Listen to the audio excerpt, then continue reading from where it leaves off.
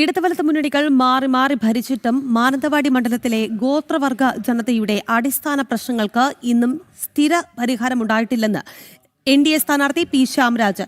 ജയിച്ചു കഴിഞ്ഞാൽ വികസനത്തിലുപരി ഗോത്ര ജനതയ്ക്ക് സ്വന്തമായി ഭൂമി, വീട്, വൈദ്യുതി, കുടിവെള്ളം ഇത് ഉറപ്പുവരുത്തുന്നതിനായിരിക്കും ആദ്യം പ്രാധാന്യം നൽകുക എന്നും പി ശ്യാംരാജ് ജനം ടിവിയോട് പറഞ്ഞു.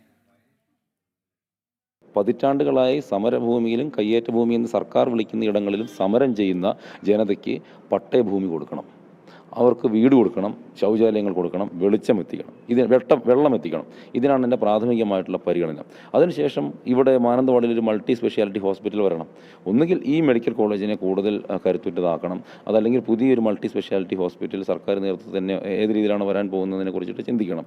കോഴിക്കോട് നിന്ന് മാനന്തവാടി വഴി മൈസൂർക്ക് ഉള്ള റോഡ് ഗ്രീൻഫീൽഡ് പാത നിതിൻ ഗഡ്കരി 7100 കോടി രൂപ പ്രഖ്യാപിച്ചിട്ട് കൊടുത്തതാണ്. സംസ്ഥാന സർക്കാർ ഒന്നും ചെയ്യുന്നില്ല. ആ റോഡിനെങ്കിൽ തന്നെ ഈ ബന്ദിപ്പൂരുമായിട്ട് ബന്ധപ്പെട്ടുള്ള വിഷയങ്ങൾ, രാത്രികാല സഞ്ചാരമൊക്കെ നമുക്ക് സോൾവ് ചെയ്യാൻ വേണ്ടിയിട്ട് പറ്റും. ഒന്ന്, ഇവിടെ ഒരു ആർച്ചറി ഇൻസ്റ്റിറ്റ്യൂട്ട്, ആർച്ചറി പഠിപ്പിക്കാൻ വേണ്ടിയിട്ട് മാനന്തവാടിയിൽ നമുക്കൊരു തലക്കൽ ചന്തുവിൻ്റെ പേരിലൊരു ആർച്ചറി ഇൻസ്റ്റിറ്റ്യൂട്ട് നമുക്കിവിടെ വേണം.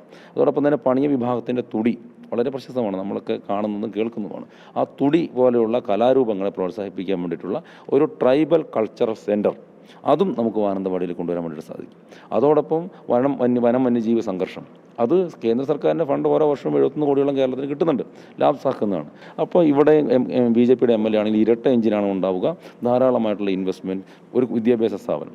ടൂറിസമാണ് ഏറ്റവും കൂടുതൽ വികസിപ്പിക്കേണ്ട ഒരു കാര്യം. അപ്പോൾ ടൂറിസം ഡെവലപ്പ് ചെയ്ത് നമ്മുടെ അമ്മമാർക്ക്, നമ്മുടെ ചെറുപ്പക്കാർക്ക് തൊഴിൽ കിട്ടണം. അപ്പോൾ അങ്ങനെ വലിയൊരു ബൃഹത്തായിട്ടൊരു പദ്ധതി തന്നെ കയ്യിലുണ്ട്.